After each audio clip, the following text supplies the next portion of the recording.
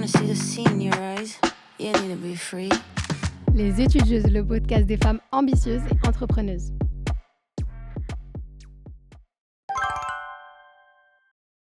Salut tout le monde, moi c'est Tania et aujourd'hui je suis ravie de recevoir Sarah qui est étudiante, entrepreneuse et créatrice de contenu et avec qui on va pouvoir échanger sur la thématique, la charge mentale, comment concilier justement vie étudiante et vie entrepreneuriale. Pourquoi avoir choisi cette thématique? Parce qu'on sait que c'est pas toujours facile justement de jongler entre vie étudiante et vie professionnelle et à travers l'expérience de Sarah, on va justement comprendre comment optimiser son temps, atteindre ses objectifs tout en concentrant bien sûr sa charge mentale. Sarah, bienvenue. Merci de m'avoir invitée, Tania et toute l'équipe, des Studieuses. Je suis grave, contente d'être ici. Je suis un peu intimidée, je vous avouerai, mais ça va, je pense qu'avec, un peu de discussion, ça va aller mieux. Mais oui, ça va aller. En parlant de discussion, tu vas un petit peu te présenter ton parcours. Qu'est-ce qui t'a amené ici et qu'est-ce qui t'a poussé aussi à suivre ce chemin de l'entrepreneuriat en même temps que les études? Alors, moi, je m'appelle du coup Sarah, j'ai 24 ans. J'ai fait après, mon bac du coup scientifique, une première année, de médecine. Je pense qu'on est beaucoup à être passés par là en tout cas et ça m'a pas plu et j'étais pas du tout dans le mood de travail, charge, trop fort de travail, je vais pas mentir. J'étais pas assez mature, je pense aussi pour, avoir autant de charge de travail. J'ai laissé couler mon année et après je me suis décidé d'aller vers, de l'éco-gestion parce que c'était quelque chose de large dans le commerce et je savais qu'un jour ou l'autre j'allais, enfin je voulais en tout cas être, à mon propre compte et dans le commerce c'est assez, varié on va dire. Du coup voilà, j'ai eu ma petite licence, d'économie et gestion. Pareil, je l'ai pas, travaillé, super, du coup j'ai pas eu les meilleures notes pour, être admise, au meilleur des masters comme je le voulais entre guillemets. Ça a été un regret au début. Au lieu de prendre un master qui ne me plaisait pas et ce qu'on me proposait un peu comme, par dépit, je me suis dit: «Pourquoi pas faire une année de césure?» Donc c'est vrai qu'au début, c'était un peu une perte de temps entre guillemets dans ma tête, mais j'explorais je pense au fur et à mesure, tout ça et après ça, j'en ai profité pour faire un stage. J'ai été acceptée, l'année d'après dans un master, à distance, donc management de l'innovation, qui m'a permis aujourd'hui du coup d'être en master 2 chef de projet à l'IAE de Saint-Étienne. Du coup, je fais des allers-retours entre Nice et Saint-Étienne où j'ai mon alternance ici dans une boutique de prêt-à-porter pour femmes et en master 2 à l'IAE. Donc voilà. Et à côté, si je peux parler de, mon côté entrepreneuriat, j'ai commencé du coup de la création de contenu un peu, à droite et à gauche, sans trop, m'y mettre à fond, on va dire. C'est quelque chose qui me plaît, qui continue vraiment de me plaire, tout au long. Je suis pas spécialement assidue de temps en temps, mais je me mets pas, on va dire, la pression sur ça. J'ai lancé du coup mon podcast, Femmes inspirées que j'essaye de reprendre en tout cas, mais que j'affectionne particulièrement parce qu'il a beaucoup aidé de femmes autour de moi qui m'ont beaucoup fait de retours. Je parle un peu de tout, mais en règle générale du bien-être de la femme, de l'entrepreneuriat, de voilà, de tout ce qui peut toucher, à la femme, que ce soit de loin ou de près et à côté, j'avais lancé dans un premier temps, ma marque de robes d'événements, donc de mariage en particulier avec ma sœur, donc on a appelé Cybelle, collection et on faisait de la location. On a dû, mettre en stand-by parce que ma sœur, a des études, j'ai des études et puis, la vie a fait qu'on ne pouvait pas continuer et voilà. J'ai pas mal de projets qui arrivent dont un, avec mon petit mari bientôt. Bon, super, hâte d'en savoir plus. Et ben justement, avec la présentation du coup de ton parcours qui est très enrichissant, tu es passé par la médecine, maintenant un petit peu l'économie, voilà, le management, tout ça, qui est un secteur, on peut se le dire, qui ouvre de nombreuses portes parce qu'on se ferme pas dans une catégorie. Et aussi toutes ces casquettes, donc du coup, dans le prêt-à-porter avec ta sœur, dans la création de contenu et les créations de podcasts. Justement, comment tu as réussi à gérer la charge mentale de ces multiples responsabilités? Autant de réussir dans l'école et voilà, de pas négliger les choses, mais autant de se perfectionner aussi dans le professionnel. Au début, je dirais que je me suis beaucoup perdue. OK. J'ai beaucoup appris, je me suis beaucoup, beaucoup perdue dans ce que je voulais faire plus tard ou maintenant, ce qui était important ou pas et en fin de compte, je dis tout le temps qu'il faut prioriser. Prioriser. Au début, je l'ai pas spécialement fait. Du coup, c'est ça qui a fait que je me suis beaucoup perdue, que peut-être j'ai fait, des erreurs surtout parce que j'ai su mal prioriser, ce qui était important sur le temps, enfin sur Oui, maintenant. sur l'instant T, Voilà ouais. et en fin de compte, voilà, avec le temps, j'ai appris à prioriser. C'est-à-dire qu'il y a des projets qui peuvent arriver plus tard et qui sont pas entre guillemets «pressés par le temps» et puis il y a des choses comme les études qui étaient une priorité pour moi parce qu'il fallait que je finisse, on va dire, mon master le plus tôt pour pouvoir me consacrer à mes projets plus tard. Donc j'ai priorisé mes études, même si, malgré moi, j'ai dû arrêter quelques projets qui me tenaient à cœur et qui étaient passionnants pour moi, mais j'ai priorisé, voilà. Et beh, justement, dans cette vision des choses de vouloir prioriser, est-ce que ça t'a pas mené à des fois des difficultés entre ces 2 mondes? Entre justement le professionnel et l'universitaire, on va appeler ça comme ça, de justement des fois de te dire, «Ah punaise, j'aime trop ce projet, bah, vas-y, ça attendra, je vais vraiment me focaliser sur ce projet» ou même te dire, bah: «Putain, j'aimerais trop avoir plus de temps pour me consacrer à ce projet». Enfin, je sais pas, tu vois? Grave. En fait, je vais prendre, un exemple, qui me tient à cœur et qui continue de me tenir à cœur, c'est la sortie de mon livre. Donc c'est un OK. recueil de poèmes.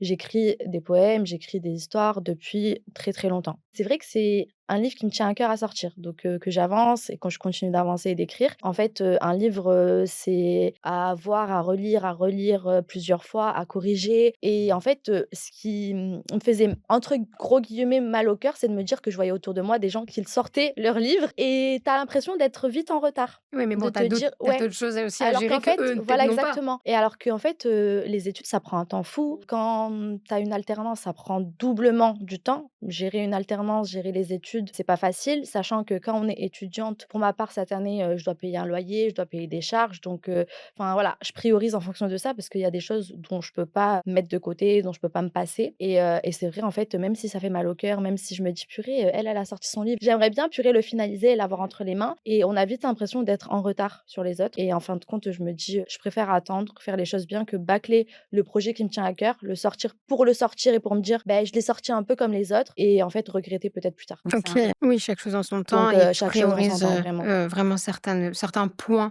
qui, ne peuvent pas attendre, les études. Les études, bah oui, Voilà. ça attend pas spécialement, Mais enfin derrière, tu fais quand même des petits projets, oui, qui voilà. sont réalisables et les gros projets, tu les écoules sur Ouais. un peu plus de temps, donc tu les mets pas en stop, tu vois? Non, pas Mais du tout. justement, ça prend un peu plus de temps et ça va être peut-être plus quali, qui sait? C'est ça, je prends le temps de les faire, je prends le temps, voilà, le podcast, ça me prenait du temps parce qu'il y avait du montage, mais c'est pas la même chose que sortir un livre pour moi. Je l'ai lancé, puis là, je l'ai mis en stand-by, mais c'est pas grave, je le reprendrai quand j'aurai et puis j'ai toujours dit, j'ai pas envie de créer pour créer. En fait, j'ai pas envie qu'on ressente, mon juste ma force, juste, le fait de me dire: «Bah, je devais poster mercredi, ce podcast-là, donc je m'oblige à le faire même si j'en ai pas envie» et des fois, c'est normal en fait, qu'on soit pas bien, qu'on soit triste, qu'on soit dans des moments difficiles de notre vie et puis on peut pas se permettre de se forcer à faire des choses qu'on n'a pas envie juste parce que tout le monde dit qu'on doit être, à l'heure, à temps. Ouais, ouais, mais justement, c'est un peu compliqué d'être dans ce mood de: «Je veux être disciplinée», voilà, je veux tenir une programmation, je veux tenir, un engagement que je me suis fait avec moi-même, tu vois?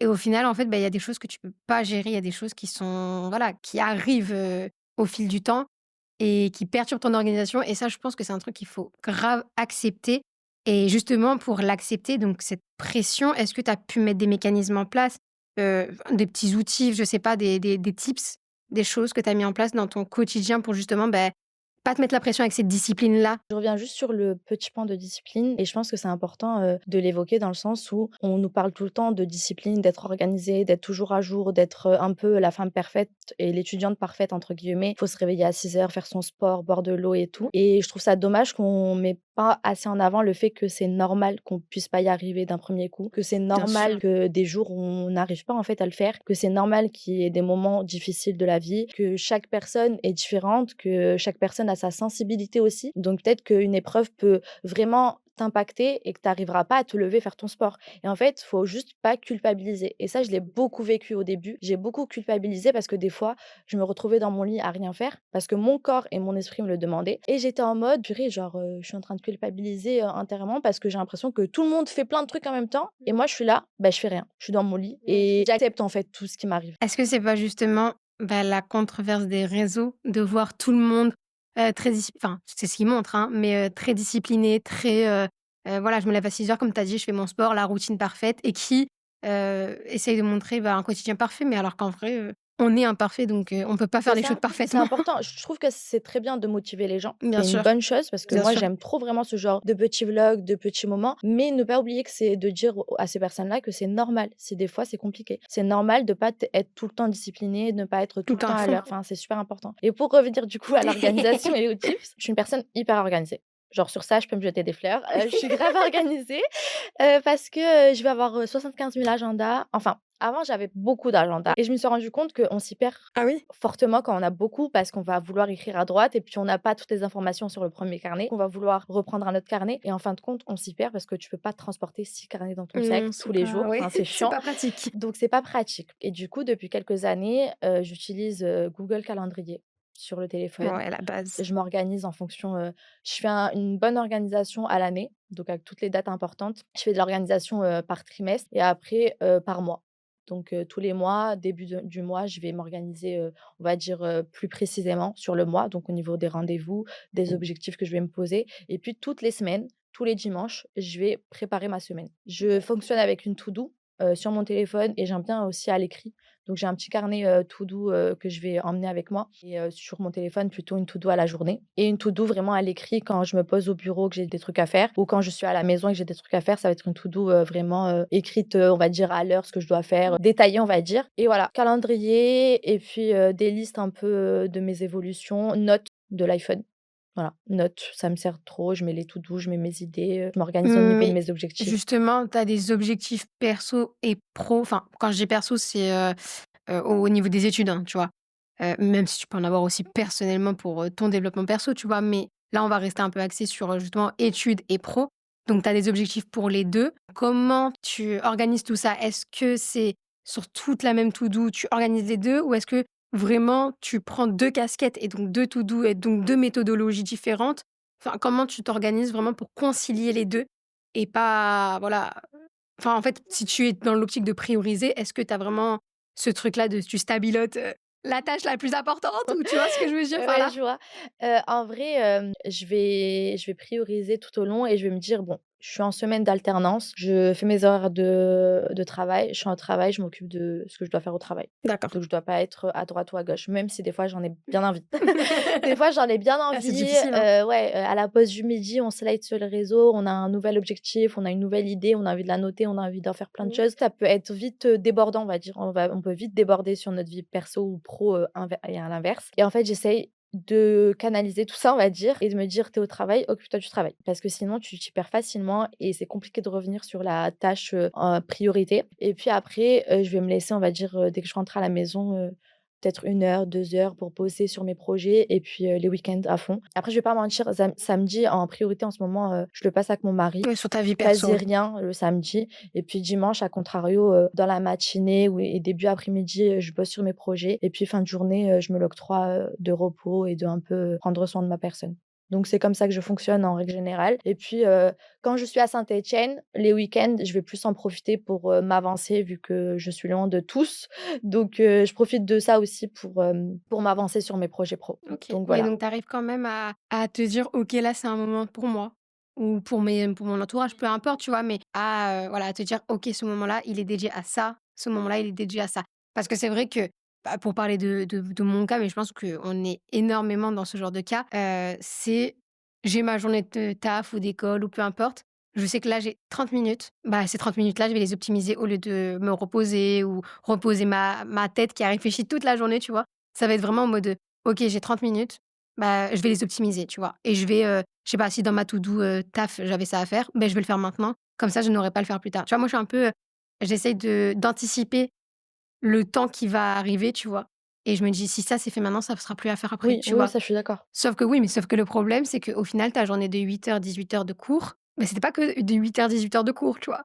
C'était du Ouais. 8 heures 18 heures de cours avec, tes pauses, qui sont finalement dédiées au travail, ta pause du midi qui est finalement dédiée à tes projets et bah, à la fin, tu arrives à la fin de la journée chez toi, Ouais, ouais, ouais. tu morte. C'est vrai que ça m'arrive, je vais prendre l'exemple tout bête, mais des fois en cours, quand il y a des cours qui, entre gros guillemets, «m'intéressent pas plus que ça», je me retrouve à bosser sur mes projets.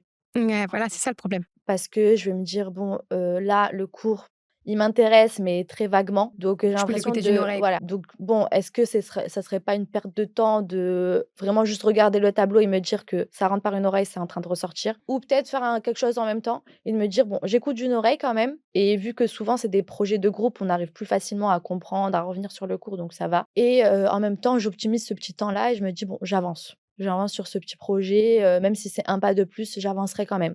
OK. Mais j'essaye de pas trop le faire tout le temps parce qu'on s'y perd facilement comme je disais et après on empiète sur des choses importantes comme là les études et on peut vite se retrouver à faire des choses qui n'étaient pas en priorité, qu'on se retrouve à perdre du temps sur nos études, à peut-être avoir de mauvaises notes, à «regretter» entre guillemets notre, manque, de Concentration, assiduité. concentration et assiduité qui peuvent être très importants et du coup regretter tout ça. Donc j'essaye de quand même prioriser et après je me dis: «Bon, tu as la fin de journée au pire des cas quand tu rentres, reposes un peu et puis tu bosses, tes projet parce que si tu commences à faire n'importe quoi à n'importe quel moment, tu plus organisé et puis tu stresses, tu sais plus par quoi enfin, quoi faire, par quoi, commencer. Et puis si moi je me dis: «Je vais commencer par, voilà, j'ai ma to do qui est faite comme ça» et puis je me retrouve à faire des trucs un peu vaguement, je sais plus où j'en Ah oui, suis tu dans mon priorises plus organisation. du tout, c'est Du ça? coup, je suis un peu perdue. OK. Oui, donc tu es plus la team, je dédie du temps à ce genre de tâches. Ouais, En gros, si le samedi matin, je te dis une bêtise, hein, je vais me consacrer à ce oui, projet-là c'est et ça. donc voilà ma to do pour ce genre de Ouais, projet, c'est tu ça. vois? Ouais, je suis plus Ouais, ça. ouais, je comprends totalement.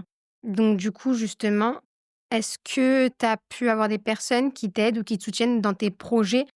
Bon, je sais que tu as un entourage, assez riche entre les amis, la Ouais. famille, le mari et cetera. Mais est-ce que voilà, est-ce que dans certains projets quand même tu as eu besoin d'avoir des mentors, que ça soit, des personnes, que tu as pu côtoyer ou des personnes auxquelles tu t'inspires, tu vois?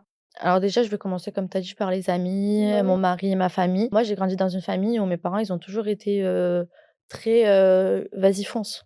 Dès que je proposais quelque chose, dès que je disais quelque chose l'année dernière, avant, on va dire le projet mariage, je voulais aller à Dubaï pour, trouver soit un stage, soit un travail et me lancer dans ça, tu vois? Les projets ont changé. Vraiment, les projets ont changé. Mais bon, d'une très, très bonne manière, je suis contente, mais ils ont changé et puis quand j'en avais parlé à mes parents, ils étaient en mode, pourtant ma mère est très peureuse dans le style où elle est très couveuse, elle est très: «Maman, j'ai peur, pour mes enfants, Bien je sûr. veux un peu les protéger». Mais quand je lui ai parlé du projet, Dubaï, bah, c'est loin quand même, c'est pas à Bah côté oui, donc ça peut faire mais en peur, ouais, ouais. fait, le plus important, c'était que je Que tu sois te développes. épanouie et que je me développe et que j'apprenne puisqu'elle sait que, bah, on est jeune, c'est le moment en fait de se développer, c'est le moment d'apprendre donc «Vas-y fonce ma fille». Même mon père, il était le premier à me dire: «Bah, si tu as besoin, bah, je serai toujours là, je te fais confiance donc vas-y». Donc voilà, j'ai grandi dans ce style d'entourage et puis, ma petite sœur a toujours été aussi, une bonne épaule avec laquelle on a beaucoup d'idées à développer à chaque fois, on est très, assez créatives, on est très proches l'une de l'autre, qu'on apprend ensemble. Ben, je suis obligée de parler de mon mari quand même. Bah, là, on a un projet en commun qui s'est développé, je crois, en une semaine. On était assis sur le canapé en train de discuter et on s'est dit: «Mais j'ai bien envie de faire ça» et puis, voilà, d'une discussion, ça allait, on s'est dit: «Bon allez, on le fait, on y va, on crée ça et puis ça y va». Donc vraiment, je sais qu'à chaque fois que je lui parle d'un projet, d'une idée et c'est vrai que je peux être une personne assez créative, donc on a beaucoup d'idées à chaque fois. Beaucoup Tout le temps, tout trop. le temps, tout le temps. Il y a tout le temps de nouvelles Eh choses ouais, ouais, ouais, bien et sûr. je pense que Mais il ça faut se canaliser aussi. voilà, c'est ça.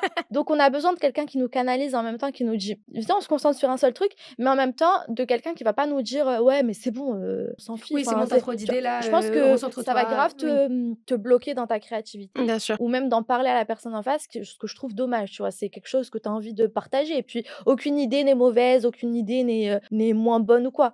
Tout est bon à prendre, tout est bon à écouter et puis après on verra. On peut juste écouter et dire: «OK, ça peut être une bonne chose. Bon, pas pour maintenant parce qu'on a d'autres choses à prioriser, on a d'autres projets à finaliser et sinon, bah, on finalisera jamais aucun projet si C'est on se ça. lance dans de Chaque chose nouvelles en son temps, choses. bien sûr. Mais OK, on l'écoute. On est OK pour, l'écouter, pour l'entendre et puis, pourquoi pas plus tard si ça le fait, OK. Si ça le fait pas, c'est pas grave, c'était une idée bonne à écouter à ce moment-là, en tout cas. Bien sûr, bien sûr, bien sûr. Et après, je dis toujours qu'on est jeune et on n'est jamais au bout de ce qu'on apprend. Donc toujours apprendre, c'est super important, que ce soit dans les livres, que ce soit dans les personnes qui nous entourent. Sur les réseaux, je dis toujours: «Faites un tri continuel des personnes que vous suivez. Faites en sorte qu'elles vous apportent du positif, que si vous voyez qu'une personne, en fait, vous voyez, elle vous rend pas malheureuse, mais juste que vous vous remettez en question à chaque fois dans le mauvais sens parce qu'elle, elle a fait ci, ça et que toi, tu fais rien, bah, vaut mieux se désabonner et se dire: «Bon, en ce moment, Renouveler ton ça me intention de pèse, oui. donc désabonnez-vous, abonnez-vous aux personnes qui peuvent vous apporter du bon parce qu'on scrolle pas mal sur les réseaux, sur TikTok, donc vaut mieux que ce soit un scroll positif et qu'on enlève le négatif, donc c'est important et puis, on a pas mal de formations maintenant sur les réseaux, que ce soit gratuites ou payantes. Il y a des formations qui, entre guillemets, ne servent pas à grand chose entre guillemets, parce que malheureusement, il y en a beaucoup qui en profitent. Mais on a des profils qui sont exceptionnels, qui sont bons à apprendre et qu'on apprend beaucoup d'eux. Du coup, moi, je suis grave, pour, l'apprentissage, que ce soit, sur internet, ou, sur, les livres. Bah, foncez. En fait, on n'est jamais, surpris, on n'est jamais, trop bon à comprendre. Même si on pense qu'on est bon dans un sujet, on n'est jamais, Faut toujours pousser enfin, faut toujours, l'apprentissage toujours et ça nous dans ce qu'on servira aime. toujours. Bien sûr, mais justement pour parler des réseaux sociaux, est-ce que justement tu penses que, cette activité de créatrice de contenu, elle enrichit justement tes projets pro et universitaires? Que ce soit la création du podcast, que ce soit, voilà la création du prêt-à-porter avec ta sœur ou même les futurs projets qui vont venir avec, ton mari. Est-ce que tu penses que vraiment ça met en valeur et ça enrichit ce travail, et que ça les met en valeur, oui, sur les réseaux sociaux, en fait? Les réseaux sociaux, maintenant, c'est un tremplin. C'est un levier, super intéressant à utiliser à bonne conscience, on va dire, mais qui peuvent, vraiment te propulser, qui peuvent t'aider, qui peuvent, te faire, grandir et qui peuvent te développer un réseau. Et le réseau, nous, à l'IAE, dans notre école, on a un beau réseau à l'IAE. Le réseautage, c'est: je connais du monde, je peux t'aider. Je peux te mettre en relation avec une amie qui, elle, ça l'a fait gagner en temps et toi, tu peux gagner en temps. Donc, c'est un peu du donnant-donnant, c'est un peu de l'entraide et je trouve ça super. Les réseaux, ça m'a beaucoup ouvert. Les réseaux, ben, on s'est rencontrés Oui. grâce aux Oui, réseaux. grâce au Ça réseau. m'a permis de rentrer dans le milieu associatif grâce à toi. Exactement. Donc, je tenais à le souligner que ça m'a beaucoup Cette appris. troisième casquette, Ouais. si on peut faire une petite aparté dessus, mais oui, oui, Vice-présidente, de l'association, du coup, qui vise à l'entraide des femmes. exactement. Donc super intéressant et j'ai beaucoup appris. J'ai beaucoup appris, j'ai beaucoup, rencontré, de très belles femmes. Je pense que tu as bien vu au fur et à mesure de Oui. l'association, donc super enrichissant et j'espère que ça continuera, ainsi. Donc juste pour vous mettre le contexte, donc Sarah et moi, on tient une association qui a pour mission, l'entraide spirituelle, auprès des femmes. Donc on organise des événements mensuels.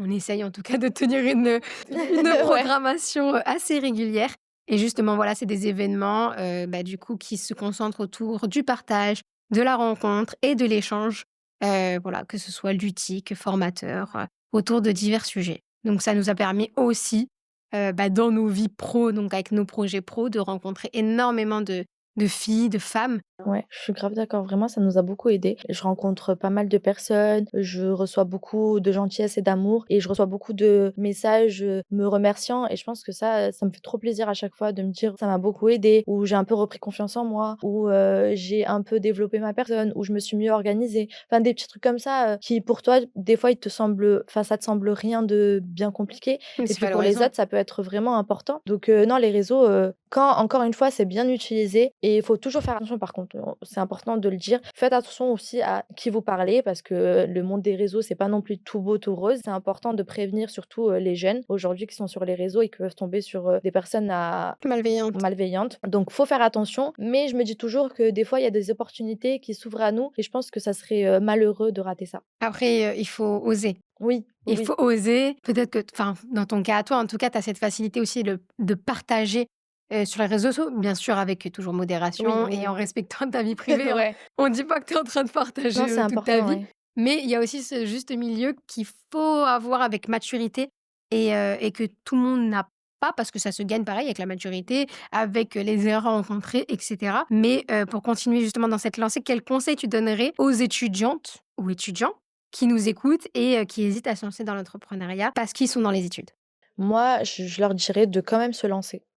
Vraiment, lancez-vous même si c'est à petite échelle et quand je dis lancez-vous à petite échelle, vous n'avez pas besoin de lancer demain le projet, mais se lancer déjà, c'est commencer à penser à votre projet, c'est commencer à l'étudier, c'est commencer à se renseigner, c'est commencer à apprendre et tout ça, ça prend du temps. Tout ça, ça prend du temps et c'est des petites choses par lesquelles on commence. Vous n'avez pas besoin de spécialement devoir que ça demande trop de matériel ou trop, d'énergie Commencez pour avec ça. ce que vous avez. Vous commencez avec ce que vous avez. Donc, c'est juste se renseigner. Vous prenez 30 minutes dans votre soirée à lire un bouquin concernant votre projet que vous voulez lancer. C'est un avancé sur votre projet. C'est à prendre, vraiment en considération et c'est, voilà, c'est quelque chose qui est important pour que vous puissiez vous développer. Prendre une formation, il y en a plein des gratuites aujourd'hui, des formations où on peut s'inscrire pour 2 3 jours. Ça aussi, c'est un avancement. Donc c'est ça, se lancer dans l'entrepreneuriat. C'est se lancer dans, un commencement qui va être continuel pour après se lancer dans un projet qu'on va mettre à jour, qu'on va mettre au grand public. Donc déjà commencer en tant qu'étudiant, c'est déjà super et puis après, avec le temps, prioriser. Si on se sent capable d'assimiler les 2, si par exemple, on est encore chez ses parents,